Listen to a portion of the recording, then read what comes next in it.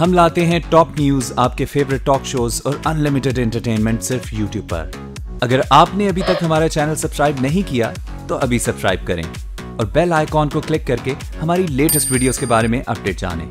Subscribe कीजिए और हम आपको लिए चलेंगे आपकी फेवरेट वीडियो की तरफ। बहाल कराने के लिए अगर अवाम की अदालत में जाएं तो ठीक, अगर नवाज शरीफ वोट की हुर्मत बहाल करने के लिए अवाम की अदालत में जाए तो गलत।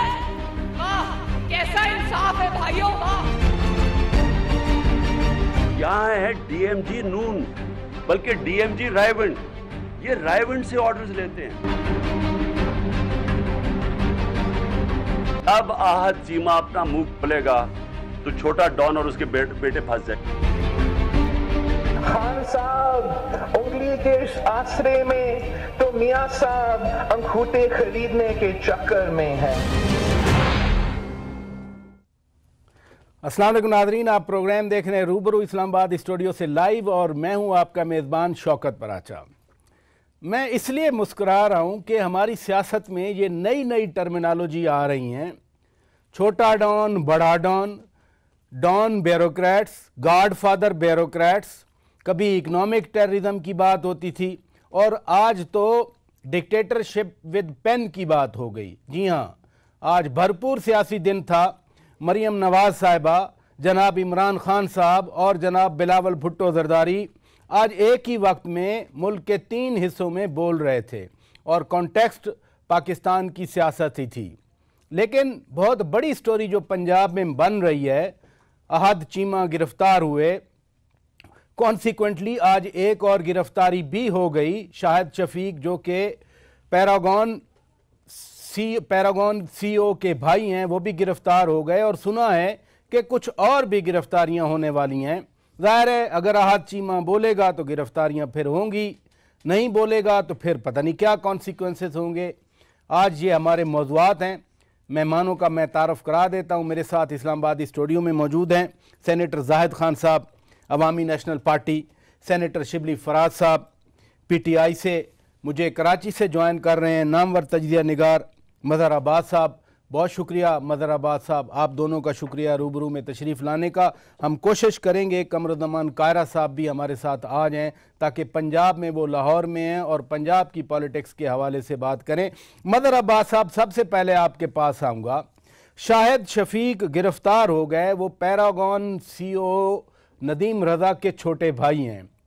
क्या आपको मज़ीद गिरफ्तारियां नज़र आ रही हैं लाहौर में, पंजाब में?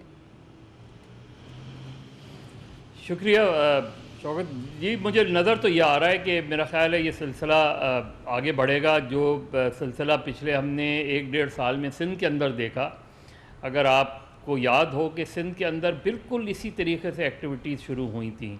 सिंध बिल्डिंग कंट्रोल अथॉरिटी के दफ्तर, कराची डेवलपमेंट अथॉरिटी के दफ्तर छापा मारा गया था।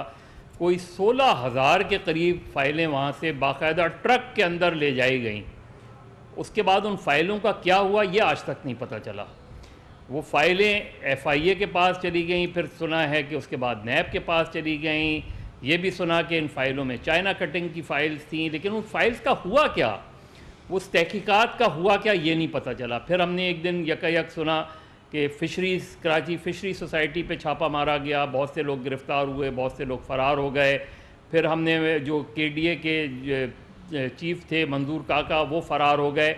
ये बिल्कुल एग्जैक्टली वही एक्टिविटी मुझे अब पंजाब में होती नज़र आ रही है। लेकिन सिंध में जो भी पकड़े गए, चाहे वो डॉक्टर आसिम थे, शर्जील मेमन थे, कुछ ऑफिसर्स थे, उन मुकदमात का क्या बना? कुछ मुकदमात चल रहे हैं, कुछ का कुछ पता नहीं चला। लेकिन जिस तरह मैंने कहा कि उसका नतीजा ये हुआ कि जब सिंध बिल्डिंग कंट्रोल अथॉरिटी पे छापा मारा गया और 16,000 फाइल्स हुई तो एक पैनिक मच गया था तमाम अफसरान में, क्योंकि जाहिर है बहुत से मामलात हैं। और शायद उन्हीं डेवलपमेंट्स का रद्द अमल था जो ईंट से ईंट बजाने वाली बात इस्लामाबाद में खड़े होकर की गई थी। ये सारी उन्हीं डेवलपमेंट्स का रद्द अमल वही था। और उसके बाद देखिए, मैं सिर्फ इस सीक्वेंस को बता रहा हूँ आपको, यही नहीं था।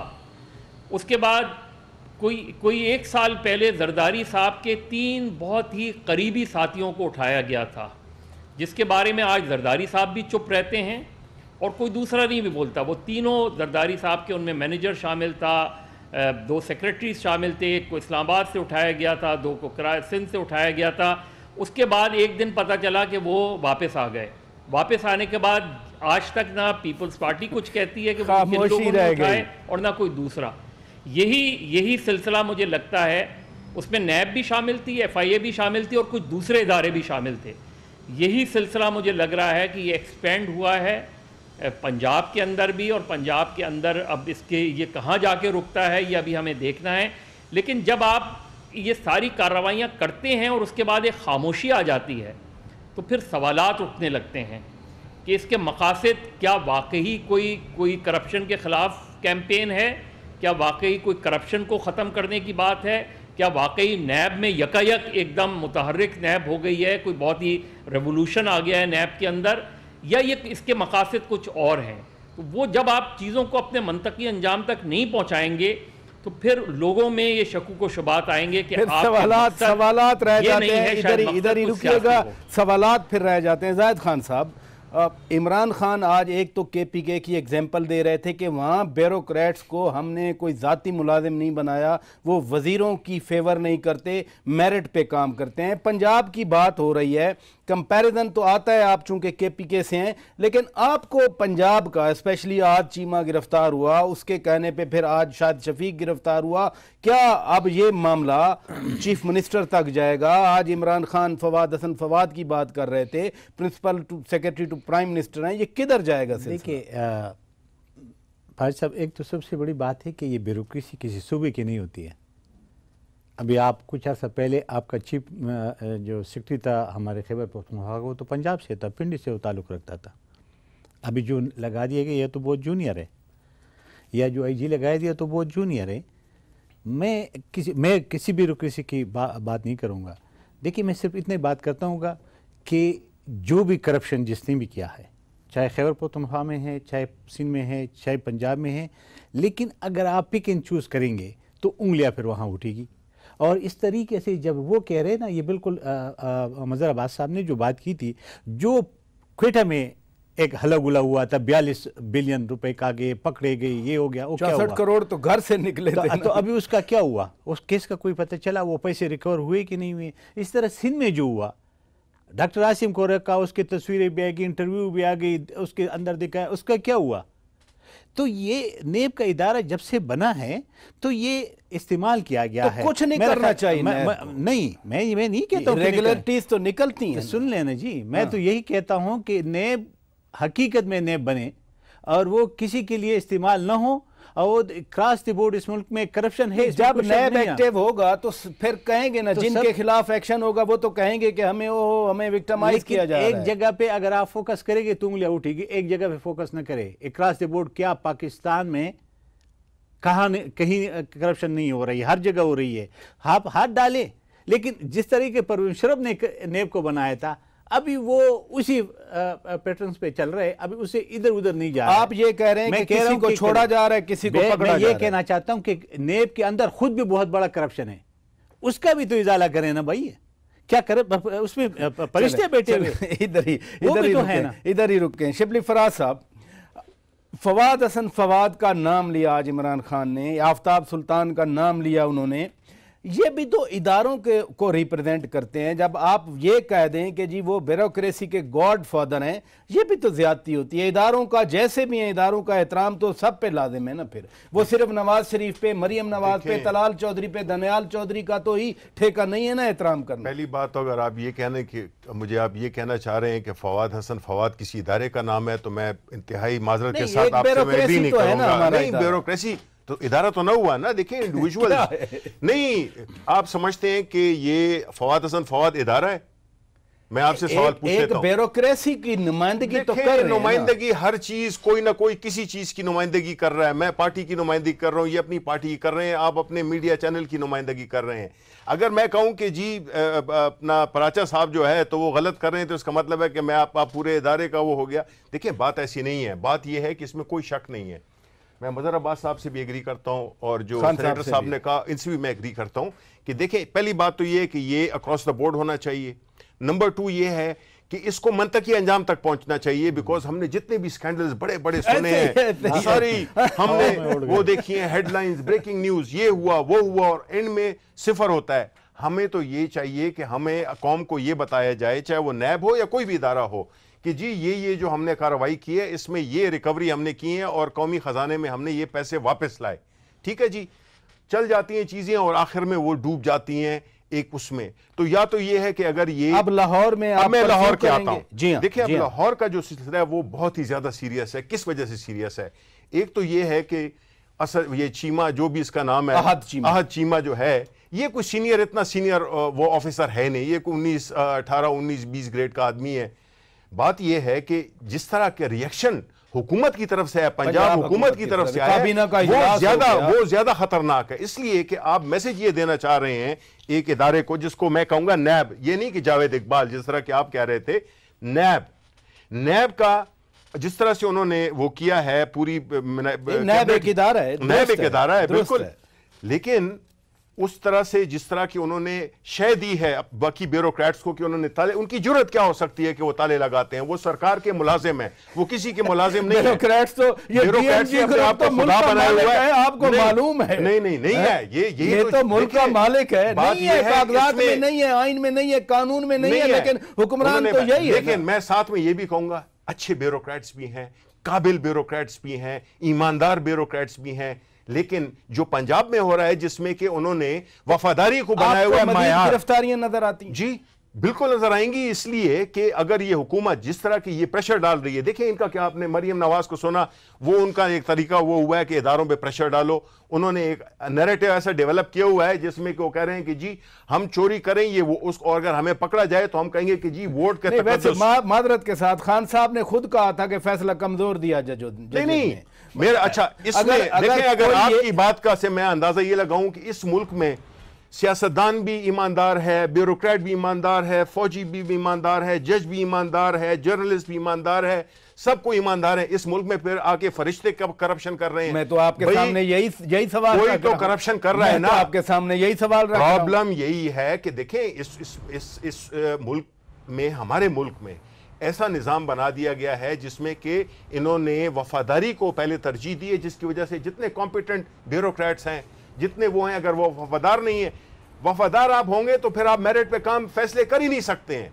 उन्होंने ये उनको पीछे उनका सपोर्ट करके अपने शहबाज शरीफ साहब ने उन्होंने एक बगावत का अलम बुलंद किया है थ्रू ब्यूरोक्रेट्स। आसिफ जरदारी साहब भी कल यही बात कर रहे थे, आज आप भी यही बात कर रहे हैं। मुझे ब्रेक का कहा जा रहा है, तो फिर मुझे ब्रेक लेना है। नादरीन ब्रेक लेते हैं, ब्रेक के बाद इसमें मियां शहबाज शरीफ की जान है और अहद चीमा बोलेगा तो फिर मियां शहबाज शरीफ और उनके बेटे पकड़े जाएंगे।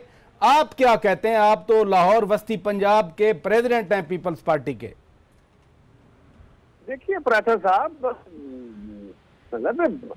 पंजाब के अंदर एक ब्यूरोक्रेट जो बहुत कुर्बत रखता है मियां शहबाज शरीफ साहब से, इनके खानदान से, जो बहुत ही अहम ओहदों पे, अहम कंपनियों पे रहा, बहुत सारे उसके बारे में किस्से मशहूर हैं, ज़बान ज़द-ए-आम है लाहौर में और पंजाब में उनकी प्रॉपर्टीज के, उनकी बादशाहियों के और उनके फ्रंटमैन होने के।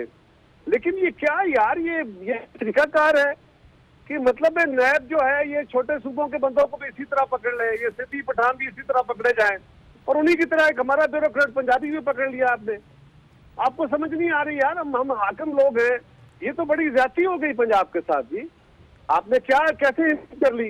ये पठानों का कोई लीडर पकड़ना पकड़ ले, सिंधिया का कोई लीडर पकड़ना पकड़ के फांसी लटका दे, उसको बात नहीं है। लेकिन पंजाब हुकूमत के तर्जमान कह रहे थे, पंजाब हुकूमत के तर्जमान कहते हैं कि जो ड्यू प्रोसेस ऑफ लॉ है, जो प्रोसीजर है, उसको फॉलो नहीं किया गया गिरफ्तारी में। राजा साहब, ये ड्यू प्रोसेस की बातें तो होंगी इनके लिए, बाकी सूबों के लिए। हमें तो पहले नैब को बताना होगा, चीफ मिनिस्टर पंजाब से इजाजत लेनी होगी और उन्हें आगे जलसा आम में बताना होगा कि मियां नवाज शरीफ साहब ने कौन सी करप्शन की थी। बाकायदा उनको उनकी जेब से वो नोट बरामद करें जो किसी एंटी करप्शन के अफसर ने साइन किया हो, मानेंगे हम। और इसी तरह अगर आपने कोई ब्यूरोक्रेट पकड़ना है तो पहले आपको सबूत देना होगा जलसा आम में आके, और हमारी सामने कैबिनेट के सामने जवाब देना होगा ये कोई तरीका है कि आपने ऐसे ही बंदा पकड़ के बिठा लिया, आपको औकात ही पता नहीं है? ये नैब वालों की क्या औकात है कि पंजाब के हुक्मरानों के बंदे पकड़े यार? इसी नुक्ते पे रहिएगा, इसी नुक्ते पे रहिएगा चौर साहब। नई टर्मिनोलॉजी की मैं बात कर रहा था। आज एहसन इकबाल साहब कह रहे थे कि सियासत में टारगेट किलिंग का तासर उभरा है। टारगेट किलिंग तो और मीनिंग में आती थी, ये हम क्या बातें नई नई इन्वेंट करते हैं? देखिए एक फराज साहब, एक बात मैं तो वाज़ेह करूं कि हर वक्त कोशिश की कि सियासत को परागंदा किया जाए और सियासतदानों को सियासत को ऐसे परागंदा किया जाए कि जिससे नफरत हो, और वो हमेशा के लिए इस मुल्क में किया गया, ये कोई नई बात नहीं है। इसलिए और ये आजकल जो कुछ हो रहा है उसी का हिस्सा है, इसी का हिस्सा सियासत को आलूदा किया जा रहा है, आलूदा करने की कोशिश की जा रही है। पहले भी कोशिश की गई लेकिन सियासत आलूदा नहीं हुआ है। उसकी वजह ये होती है, ठीक है, हर तबके में अच्छे लोग भी होते, बुरे होते, ये नहीं होते कि हम सारे जो सियासतदान हैं हम कोई परिश्ते या पवित्र है, ये ऐसा नहीं है। लेकिन ऐसे हर इदारे के अंदर है। चाहे एवन ये नेब जब बना था तो ये भी जिस मकासद के लिए बना था, उसमें देखिए जनरल का एहतिसाब नहीं हो सकते, उसमें जजेस का एहतिसाब नहीं हो सकते, उसमें आपके हाउस मीडिया हाउस की एहतिसाब नहीं हो सकते, तो फिर किन का रह जाता है? अगर ब्यूरोक्रेसी पे अभी हाथ डाला तो आपने देखा कि ये सूरत हाल हुई। हमेशा के लिए सियासतदानों को जलील किया जाता है, सियासतदानों को खींचा जाता है। तो ये इसलिए मैं कह रहा हूँ कि इससे देखिए मुल्क के तरक्की नहीं करते, बर्बादी की तरफ जाते। अभी भी इदारों के बीच में एक टकराव है, कोई माने या ना माने है, साफ नजर आ रहा है। और हम ये कहते हैं कि देखिए एक बात है कि जो बिल पास हुआ सेनेट से और नेशनल असम्बली से, मैं कहता हूं कि सेनेट में हम सारे जितने भी सेनेटर है अपोजिशन के, वो सारे जिम्मेवार है उसकी। वो गलत कह रहे हैं कि हम जिम्मेवार नहीं है। मैं एक बात बताना चाहता हूं, 15 अमेंडमेंट याद होगा सबको, 15 अमेंडमेंट पास हुआ था 97 में नेशनल असम्बली से। सेनेट में जब आया ना ब्लॉक हो गया, हमने ब्लॉक किया था क्योंकि हमारे पोजीशन, और उस वक्त आपको पता है कि चेयरमैन हुकूमत का था, चेयरमैन अपोजिशन का नहीं था। इस वक्त तो आपके चेयरमैन भी अपोजिशन का बैठा होता है। किस तरह आपसे पास किया हो गया? ये इधर रुकिएगा सेनेटर शिबली फराज साहब, एक मिनट मुझे एक छोटी सी बात कह लें। जी जी, ये जो सेनेट वाला इशू है ना जी, गुजारिश ये है कि सेनेट में चेयरमैन तो हमारे बैठे हैं, लेकिन गुजारिश सिंपल ये है कि कानून पास होने में हुकूमत की बदनीयती भी शामिल थी, बट कानून को एक तरफ रखिए।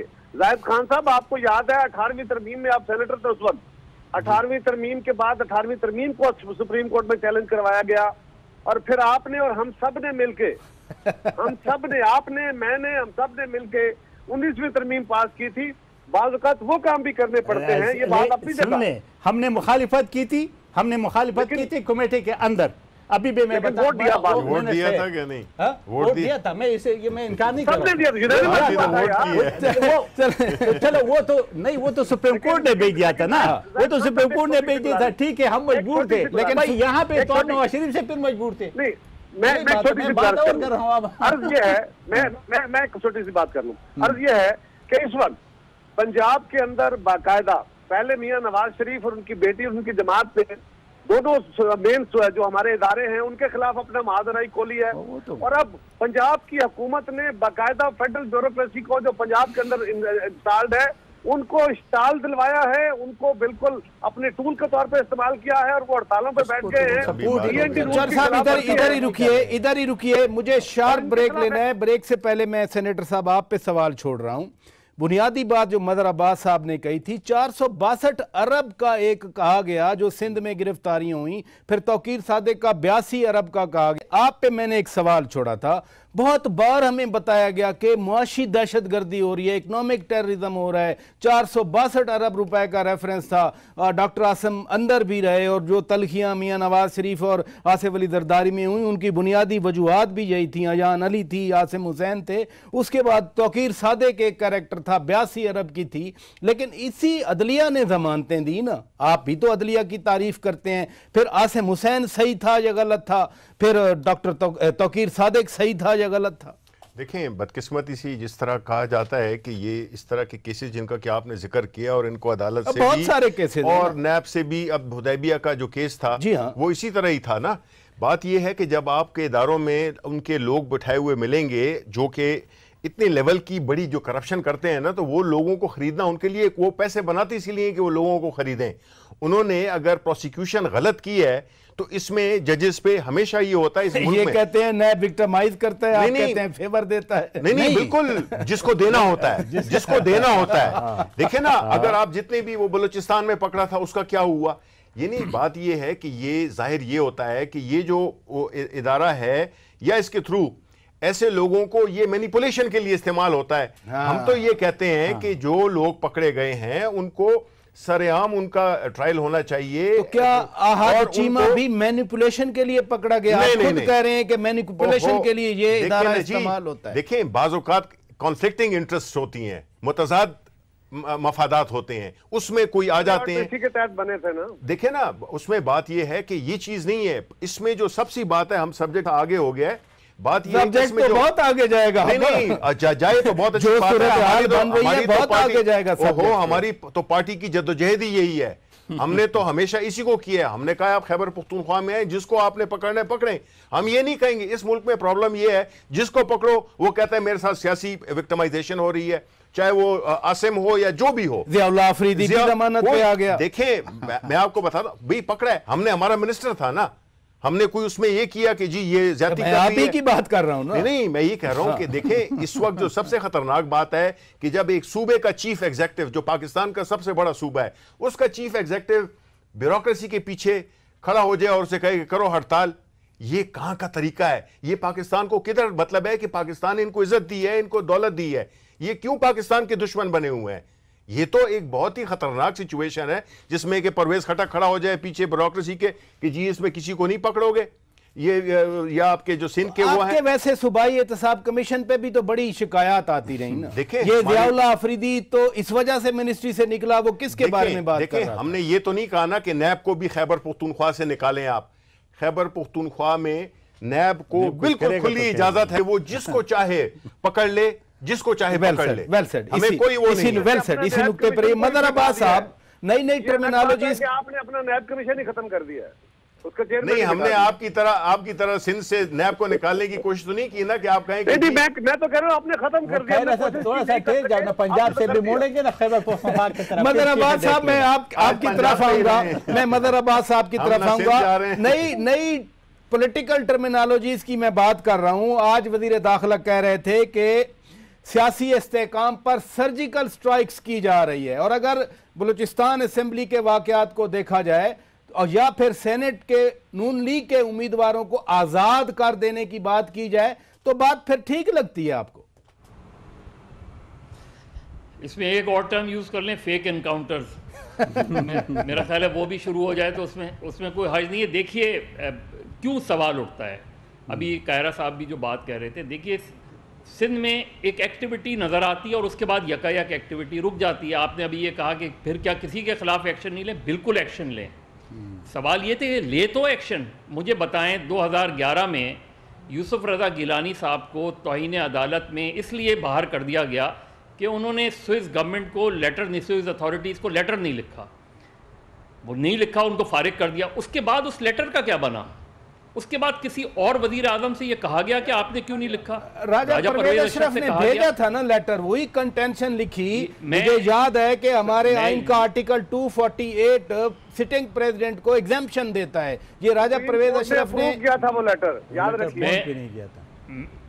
मैं सिर्फ ये कह रहा हूँ पराचा के केसेस हमें नजर आते हैं, पूरी एक हाइप बनती है और उसके बाद यकायक खत्म हो जाते हैं और गायब हो जाते हैं। यहाँ मैं आपको याद है अफगान ट्रांजिट का एक 50 अरब रुपए का बाकायदा उसमें कमीशन में पूरी रिपोर्ट हुई थी। 19,000 कंटेनर्स गायब हो गए थे, असले वाले कंटेनर भी गायब होने की बात हुई थी। वो तो ये सारी चीजें आती हैं। फिर देखिए नैब में यकायक ये वही नैब का इदारा है ना कि जहां कमर जमान चौधरी के पीरियड में एकदम ये कहा गया कि ये नैब इंतहाई वाहियात इदारा है, इंतहाई करप्ट इदारा है, इंतहाई इनफेक्टिव इदारा है, ये कुछ नहीं कर रहा, सब कुछ हो गया। तो क्या एक शख्स के आने से पूरा नैब एकदम यकायक तब्दील हो गई है? उसमें कोई ख़ास किस्म का इंजेक्शन आ गया है या कोई इस तरह की चीज़ हो गई है? ये चीज़ें सवाल पैदा करती हैं। यहाँ देखिए, यहाँ सिंध के चीफ मिनिस्टर ने जब नैब यहाँ एक्टिव हुई थी और नैब ने लोगों को पकड़ा था और FIA ने लोगों को पकड़ा था और रेंजर ने लोगों को पकड़ा था, सबसे strong reaction chief minister Sindh का आया था कि आप उनके एडवाइज़र को गिरफ्तार कर रहे हैं, वो ऑपरेशन के कप्तान हैं, आप उनको बता ही नहीं रहे। उस वक्त वफाकी हुकूमत और मुस्लिम लीग नून की गवर्नमेंट ये दिफा करती थी, हालांकि ये कहा गया कि जी हाँ ये तरीका गलत नहीं है, लेकिन आप खामोश रहे, आप चुप रहे। मगर मुझे मैं एक सवाल पूछने दें मजहर से, प्लीज प्लीज मजहर, अगर आप मुझे ये बताएं, आपकी बातों से मैंने ये अखज़ किया है कि आप कह रहे हैं कि जो कमर जमान चौधरी था उसके ज़माने में नैब कुछ और थी और अब जावेद इकबाल साहब हैं उनकी और है, तो आप ये कहना चाह रहे हैं कि इन टॉप मैन के बदलने से कोई फर्क नहीं पड़ता इदारे की तनज़ुली या उसकी ऊंचाई में? आपसे नहीं, मेरी बात तो सुने। हाँ। आप क्या समझ रहे हैं कि नैब, पहले तो नैब के कवानीन पे भी तनकीद होती थी, ये कहा जाता कि नैब के कवानीन को वो तो है अपनी जगह पर, आज भी है। हाँ। मदर साहब पहले और लोग तनकीद करते थे, तारीफ दूसरे करते थे, आज और तनकीद कर रहे हैं, तारीफ दूसरे कर रहे हैं। कायरा साहब मैं आपकी तरफ आऊंगा। कायरा साहब लाइन पे हैं? सिर्फ एक बात जी प्लीज मदर साहब प्लीज, सिर्फ एक बात, कमर जमान चौधरी भी गवर्नमेंट और अपोजिशन मुत्तफका तौर पे लाए थे और जावेद इकबाल को भी दोनों अपोजिशन और गवर्नमेंट लाए थे। हम दोनों में जहां अच्छे काम हो रहे हैं तो क्रेडिट भी सबको लेना चाहिए, जहां बुरे काम हो रहे हैं तो अपने आप को इसका इल्जाम भी लेना चाहिए। बिल्कुल। कायरा साहब, आज बिलावल भुट्टो जरदारी साहब गए थे सखर, उन्होंने बड़ी एक मीनिंगफुल बात की कि सिस्टम को लपेटने की कोशिश की जा रही है, हम ऐसा नहीं होने देंगे। ये मेरे अंदर थर्स्ट रह गई, क्वेस्ट रह गई कि कौन लपेटने की कोशिश कर रहा है सिस्टम को। देखिए प्राचा साहब, हम बहुत दिनों से ये बात कह रहे हैं कि मियां नवाज शरीफ साहब अपनी पूरी कैंपेन इदारों के टकराव के लिए, अदलिया और फौज के साथ महाजराई के लिए कर रहे हैं, और वो जमहूरी निजाम को लपेटना चाहते हैं, इसलिए कि जमहूरियत चलती है तो उनको सजाएं हो जाती है। और वो चाहते हैं कि ये जमहूरी निजाम लपेटा जाए, और अब उनके भाई साहब ने भी उसी तरफ सफर शुरू कर दिया है। जरा गौर कीजिए, अल्लाह ना करे मैं ऐसी आर्गूमेंट के लिए बात करने लगा हूँ, अगर पंजाब की ब्यूरोक्रेसी इसी तरह शहबाज शरीफ साहब के कहने पे और कैबिनेट के कहने पे हड़ताल पे चली जाती है, हालांकि वहाँ पे सेंट्रल सर्विसेज के मुलाजमीन ने हड़ताल की है, जो प्रोविंशियल मुलाजमीन है उन्होंने उनका साथ देने से इनकार कर दिया साफ कि जी ये इंडिविजुअल का इशू है, हम आपके साथ नहीं। बट सवाल ये है कि अगर इस तरह का अमल आगे बढ़ता है तो फिर क्या होगा, सर्कमस्टांशियली क्या हो सकता है? क्या होगा सुनिए, थोड़ी सी तारीख की हम बात कर रहे हैं कि एक बार हुमायूं अख्तर खान की फैक्ट्री में यहाँ FIA की टीम गई थी, पंजाब पुलिस ने उनको पकड़ लिया था, पता नहीं आपको याद है या नहीं है, क्या ऐसी सिचुएशन बनेगी फिर? कह रहा हूं, अगर पंजाब की ब्यूरोक्रेसी ने पंजाब की हुकूमत के कहने पे फेडरल इदारों के सामने खड़ा हो गई तो फिर उसके बाद अनार्की होगी, और अनार्की के बाद क्या हो सकता है? ये लोग चाहते हैं। खान साहब, ये मैं ये कहना चाहता हूँ कायरा साहब अदब के साथ, उसकी चीफ मिनिस्टर साहब ने ये कहा था कि नेब वाले अपनी बोरी बिस्तर बांध कर यहाँ से निकल जाए, नहीं कहा था? अभी की मैं बात कर रहा हूँ। मैं ये नहीं कहना चाहता हूँ, मैं इदारों के बीच में टकराव नहीं होना चाहिए, ये सिस्टम जाएगा और ये सिस्टम तबाही पाकिस्तान की होगी, न मेरे ना हम इन लड़ाइयों में लगे हुए। आपको अभी ग्रे उसमें लिस्ट में डाल दिया है या डाल रहे हैं? आपके सुन लेना यार चौधरी साहब, आप बात जरा सुन ले, मेहरबानी कर देना। आपकी सरहदात पे जो हालात हैं, आज भी अभी मैं आ रहा था तो LOC पे फिर फायरिंग हुई, आपके अफगानिस्तान के साथ ताल्लुकात खराब है, बड़ी मुश्किल से 3 महीने ईरान FATF में बड़ी मुश्किल से 3 महीने मिले। अभी ईरान गया और वहां से चारबहार उसको 18 महीने के लिए लीज पे दे दिया। आपने सऊदी अरब में फौज भेज रहे हो, आप अपनी पॉलिसीज को देख ही नहीं रहे हो, आप अपनी तरफ देख नहीं रहे हो। हम इन्हीं लड़ाइयों में लगे हुए हैं और इस लड़ाइयों की वजह से हमारा जो इदारे हैं आपस में टकराव। देखिए, हमने एक सिंपल से बात की है, हमने कहा कि जो APS का वाकया हुआ, सारी पॉलिटिकल पार्टीज बन गए, कोई रास्ता निकाल लिया। अभी इसके लिए सारे पॉलिटिकल पार्टी बने, ये इदारों के बीच में टकराव नहीं होना चाहिए, टकराव से तबाही हुई। सेनेटर साहब, इदारों के बीच में, इदारों के माबैन टकराव की बात हो रही है। मरियम आज कह रही थी कि अगर राय कलम से मुसल्लत की जाए या बंदूक से मुसल्लत की जाए वो आमरीयत होती है, और जैसे मियाँ साहब कहते हैं कि सारे फैसले मेरे खिलाफ आ रहे हैं, सारे केसेस मेरे खिलाफ चल रहे हैं, ये कलम वाली आमरीयत भी हमने पहली बार ये टर्म सुनी है। ये तो जिस तरह ये कह रहे हैं ना कि सारे इदारों की तजलील कर रहे हैं, एक तो इन पे ये वो है जिस तरह सब इदारों के बाद बात कर रहे हैं। अब कलम पे बात आ गई है तो कलम की अहमियत का इनको मेरा ख्याल है कि इल्म नहीं है। बात ये है कि जी ये चाहते ये हैं कि जो भी इन पे इस दफ़ा ये आ जाएं, अपने आप को ये कानून से बालातर समझते हैं और जो भी फैसला इनके खिलाफ आए वो गलत है, तो उसके लिए वो पूरे इदारे पे अपनी यलगार कर देते हैं। ये अलाउ नहीं करना चाहिए। जितनी भी पॉलिटिकल पार्टीज़ हैं, सारी चीज़ें इख्तलाफात अपनी जगह पर, लेकिन किसी भी सियासी पार्टी को, चाहे उस पर देखें भुट्टो साहब को फांसी लगा दी गई, ये किसी ने यलगार तो नहीं की ना। इसी तरह अपना जो है ये रजा गिलानी, ये जो है तो यूसुफ रजा गिलानी इस्तीफा दे दिया, चुप करके हट गए, घर चले गए। कम अज कम ये क्रेडिट मैं इनको दूंगा कि कम अज कम इन्होंने इदारों को तो नहीं वो किया, चैलेंज किया और उनको उनके खिलाफ एक वो कैंपेन शुरू कर दिया है। और मैं एक लास्ट कमेंट, देखिए सॉरी कायरा साहब, मैं एक सेकंड कायरा साहब, देखें ये होता है नतीजा उसका कि जिस तरह नवाज शरीफ नहीं मान रहे थे फैसलों को, अभी तरह ये जो ब्यूरोक्रेसी है उधर पंजाब में वो भी नहीं मान रहे। ये शय लेते हैं इसी उससे कि जब आप बड़े हो इस तरह करेंगे तो वो भी करेंगे, कोई भी तैयार नहीं है। मदर अब्बास साहब लास्ट कमेंट। सवाल ये है कि क्या पंजाब की ब्यूरोक्रेसी खुद कर रही है या उनसे करवाया जा रहा है? और करवाया जा रहा है कि मुल्क के हालात खराब हैं, ये बात दुरुस्त है, गिरदोनवा के हालात खराब हैं, बट अगर कोई अकाउंटेबिलिटी में प्रॉपरली पकड़ा जाता है उसका केस अदालत में जाने दें, उसके ऊपर जाने दें, इधर ही रुकिएगा, पूरी ब्यूरोक्रेसी खड़ी हो जाए। मदर अब्बास साहब, आज इमरान खान कह रहे थे कि ब्यूरोक्रेसी के गॉडफादर, उन्होंने आईबी के चीफ की बात की कि वो अब लिस्टें बना लें कि किस डिस्ट्रिक्ट में PMLN के लोग जीतेंगे। ये कैसे पता चलता है दूसरी सियासी जमातों के कि कौन लिस्टें बना रहा है? जिस तरह हमारे सूबे में IG को और चीफ सेक्रेटरी को बुलाया, कुछ ऐसे माकूल लोग होते हैं जो बता देते हैं आके कि ये काम हो रहा है। देखिए, अगर जो पाकिस्तान की सियासी जमातों का जो सबसे बड़ा अलमिया है वो ये कि उन्होंने नौकरशाही को सियासत ज़दा कर दिया है। मुझे पता होता है कि इस ब्यूरोक्रेट को कहाँ लगाया गया है, इसका ताल्लुक किस जमात से है। ये पाकिस्तान की पॉलिटिकल पार्टी इसको सोचता है कि आज ब्यूरोक्रेसी बिल्कुल डिवाइडेड, सबसे ज़्यादा करप्ट इदारा है मेरे लिहाज से। अगर आप ब्यूरोक्रेट्स को देखें वो सबसे ज़्यादा अनटचेबल्स होते हैं। ये नवाज शरीफ की गवर्नमेंट ने की, अनटचेबल्स होते हैं, और उसकी वजह यह है कि उन्हें ये उम्मीद होती है कि उनकी सियासी जमात उनको बचा लेगी, उनकी गवर्नमेंट उनको बचा लेगी। तो जब वो तब्दील होते हैं, दूसरी पार्टी आती है तो वो अपने ब्यूरोक्रेट्स ले आती है।